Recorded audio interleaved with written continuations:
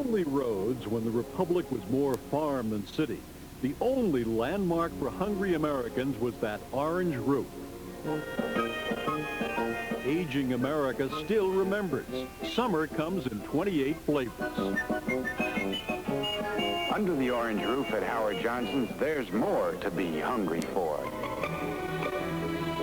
His name was known further than his face.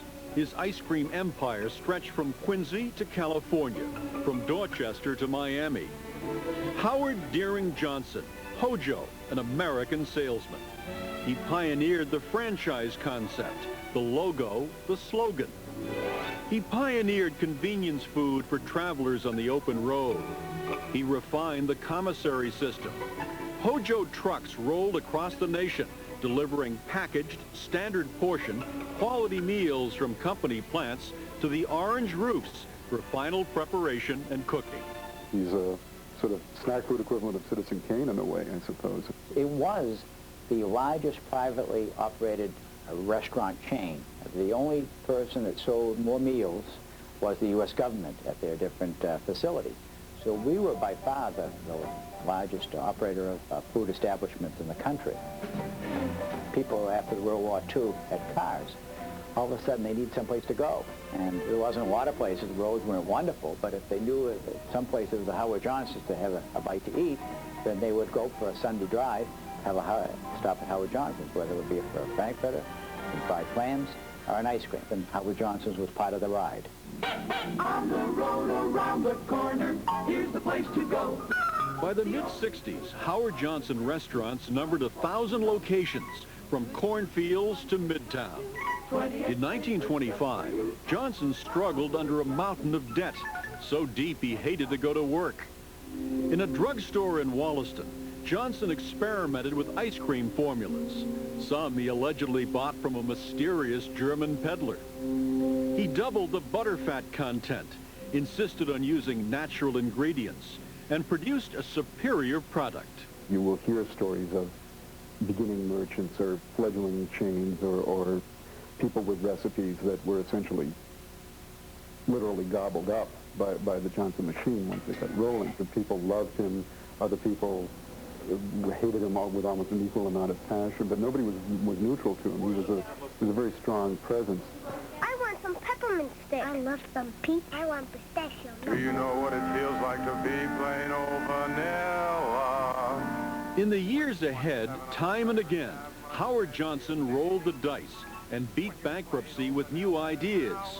I don't need any bankers, he said. My creditors are my bankers. The first Hojo franchise was in Onset near Buzzards Bay, summers only. And the first year-round franchise restaurant was in Dorchester. Hundreds followed.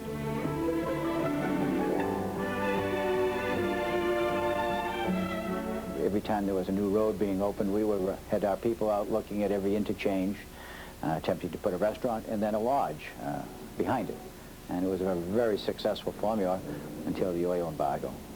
Howard Johnson died in 1972. The legacy lives on. But Hojo no longer is the dominating force in food service for hungry travelers. Only 45 restaurants survive. There were key factors. When the oil embargo came, why there were people who were lined up at gas stations to get a few gallons, and they weren't driving. So all of a sudden we went from a very busy restaurant and a busy lodge behind it to allowing anybody into the locations. And we didn't grow as much as maybe we should have. We let others get into our marketplace, so we were more concerned maybe with Wall Street and less concerned with the customer. Hojo ice cream is still a product of secret formula, but the magic is now in the discreet hands of an ice cream maker in Portland, Maine. The Deering Company began production in 1886. We were given a recipe book, which is here, and it's our responsibility to follow those recipes and make sure that the product is still manufactured the same way it was back in 1925.